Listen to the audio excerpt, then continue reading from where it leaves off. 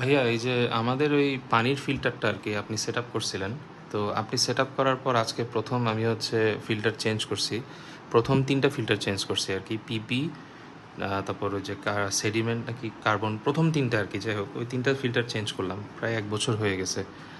তো এখন যেটা প্রবলেম হয়েছে ভাই, আসলে আমি তো নিয়ম জানতাম না। আমি আসলে কলের পানিও অফ করি নাই, তারপর হচ্ছে আপনার টাঙ্কিটাও খালি করি নাই। যার কারণে আপনার এই অবস্থায় আমি হচ্ছে উপরে ফিল্টারগুলো চেঞ্জ করার পর প্রচুর পানি লিক হয়েছিল, প্রেশার ছিল আর কি। তো যাই হোক, পরে ফিল্টার চেঞ্জ করে যখন আবার সব সেটিং করি, তারপর থেকে দেখতেছি যে এখানে আপনার পানি এখনও পড়তেছে। এই যে এই দুই জায়গার থেকে পানি পড়তেছে, আর এটা একটু মনে হয় যে একটু খুলে গেছে এটা। হ্যাঁ, এটা আগে এরকম ছিল না। তবে এটা এখন কি করা যায় একটু বলবেন আমাকে? আমরা এটা কি এখন এখানে জাস্ট এখান থেকে সিল করে দিলে হবে, নাকি মেশিন খুলে এটাকে সার্ভিসিং করতে হবে? একটু পরামর্শ দিয়েন ভাই।